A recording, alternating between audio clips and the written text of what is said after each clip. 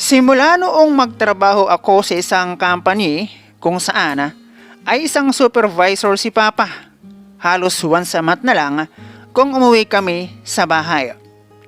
Nagre-renta kami ni Papa ng bahay di kalayuan sa company na aming pinapasukan. At simula din noon, naging parte na ang hirap at pawis ko ng bawat gastusin ng aming pamilya. Kilala sa pagiging mabait si Papa, lalo na sa linya na kanyang nasasakupan. At dahil din doon, ay parang naging gate pass ko iyon para makilala at respetuhin ako ng marami sa aking katrabaho. Bagay na nalalaman na lang nila kapag nalaman nila ang aking apelyido. 7 kaming magkakapatid, ako ang panganay, 3 ang lalaki at 4 kaming babae. At simula noong magkaroon ako ng trabaho, sa halip na makaalis sa pagka-stress, si Mama sa dami namin ay para bang lalo siyang namroblema. Naging madalas kasi ang pagkamainiti ng ulo ni Mama at ang madalas niyang problema si Papa.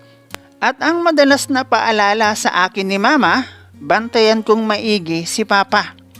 Dahil sa di umano'y si Papa nanlalamig na kay Mama. Pero ang hindi alam ni Mama na ang dahilan ng di umano'y panlalamig ni Papa. Hello guys and welcome dito sa Kasgul TV. At syempre kung ikaw ay bago dito sa akin channel at trip mo ang ganitong klase ng kwento, palike and subscribe naman dyan.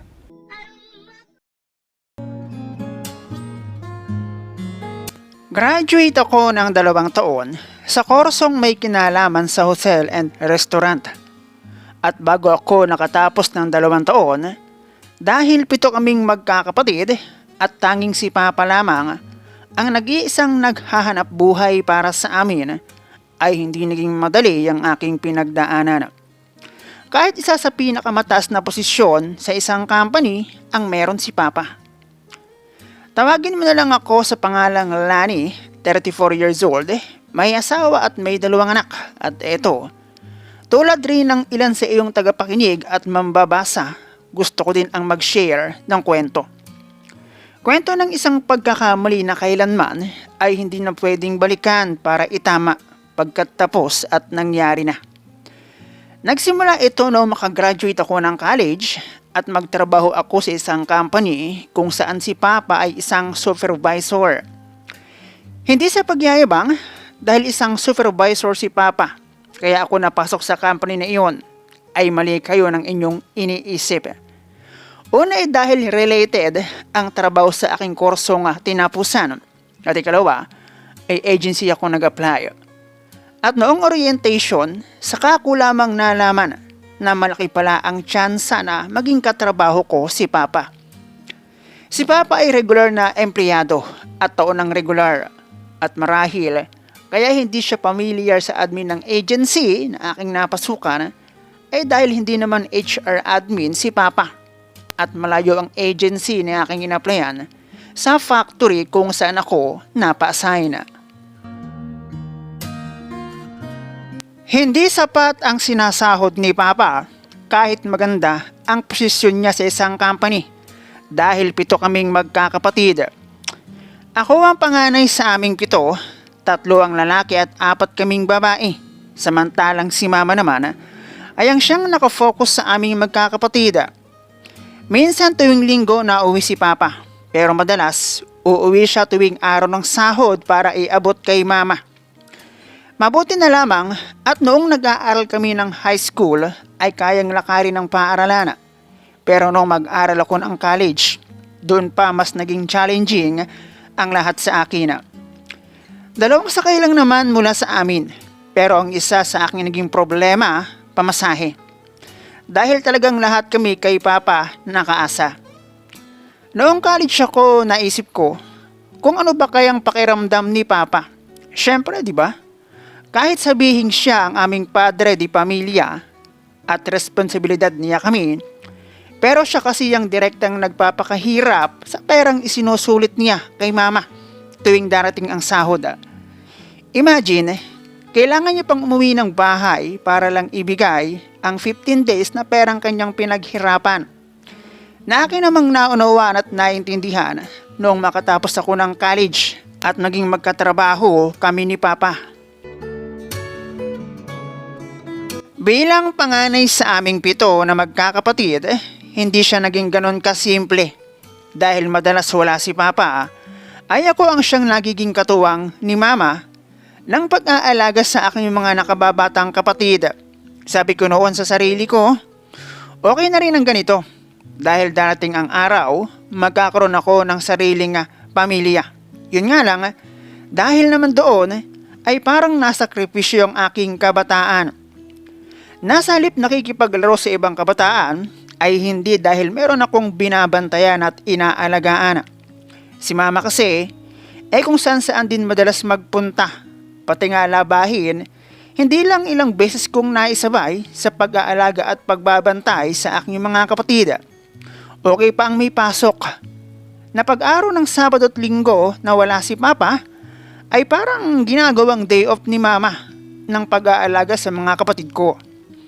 Pero syempre hindi naman laging ganon. Na-share ko lang dahil maraming beses akong tumanggi sa aking mga kalaro dahil lang sa mayroon akong binabantayan. At masasabi kong nagbago lamang ang lahat totally noong magkaroon ako ng trabaho at tulad ni Papa 15:30 kung umuwi sa amin. Gaya nga ng nasabi ko na, nag-apply ako sa isang agency at na-deploy nga ako sa company kung saan si Papa ang isa sa mga supervisor. Malaki rin kasi yung kumpanya at bawat department ay merong kanya-kanyang supervisor.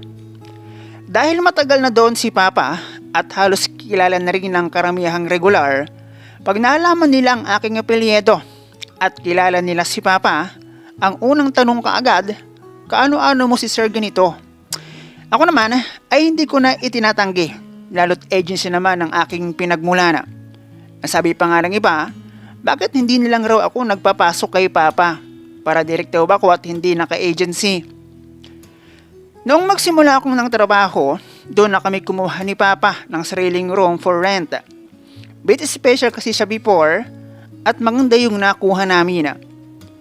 Isang buong bahay na up and down at kami ang nasa itaas pero may 2 magkaibang gate.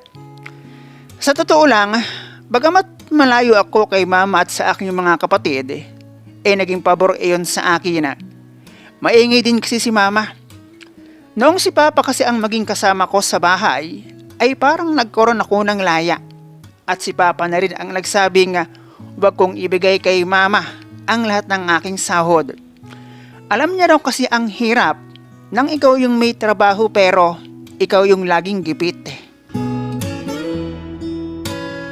Ganon na nga ang ginawa ko. Bali yung lahat ng sahod ni Papa sa bulsa lahat ni Mama. At yung sahod ko, 30% lang ang iniaabot ko kay Mama. Reklamo pa nga noong una. Pero sabi ko, paano naman kami ni Papa? Yun yung isa sa naging tanong ko noong nag-aaral ako ng college. Na ano ba kayang pakiramdam ni Papa? Kapag yung 15 days na perang kanyang pinaghirapan, hindi siya ang buong nakikinabang. Ang hirap maging lalaki. Buti na lang at si Papa ang naging padre di pamilya namin. Ganon naging setup namin simula nung maging magkasama kami ni Papa sa trabaho. Yon ay noong una lamang. Pero nung tumagal ako sa agency, maliban sa 30% na iniaabot kong sahod kay Mama at sa sagot kong budget namin ni Papa, may pagkakataong hindi na ako nauwi sa amin. Lalo na noong magkaroon ako ng jowa. Unang jowa kung saan natuto akong magsinungaling sa aking mga magulang, makita at makasama lamang ang lalaki na itago na lang natin sa pangalang Diyos. Isang construction worker si Josh at nagkakilala lamang kami online. Hindi ko alam kung bakit sa loob ng 26 years na never akong nagkagusto sa isang lalaki, natapat ako sa isang lalaki na construction worker. Ang matindi, bago pa kami magkita, napapayag niya akong sagutin ko siya. Then, pagdesisyonan na lamang raw namin kung dapat pa ba naming ituloy sa oras na kami ay magkita. Never been touched ang inyong sender, kaya naman hindi ko maisip kung paano niya ako na-fall in love ng ganoon. Noong magkita kami ni Josh, okay naman siya.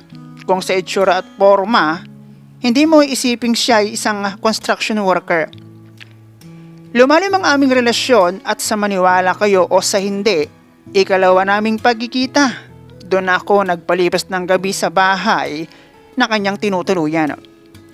Wala namang nangyaring kakaiba, hindi naman siya mapilit at isa yun sa nagustuhan ko sa kanya.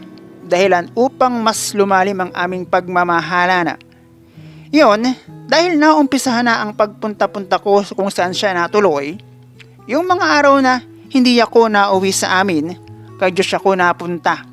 Hanggang sa tuluyan ko nang maisuko ang hukbong sandatahan. At tumagal ang relasyon namin ng almost 3 years. Naganoon ang aming setup. Paldo siya dahil siya ang nakauna. Ang relasyon namin ni Josh, umabot sa puntong naipakilala ko siya sa aking mga magulang. Kaya lang, sukdulan ng pagtutol ni mama. At pwedeng isa yun sa dahilan kung bakit nagkahiwalay kami. Simula naman noong magtrabaho ako kasama si Papa, naging mainitin ang ulo ni Mama.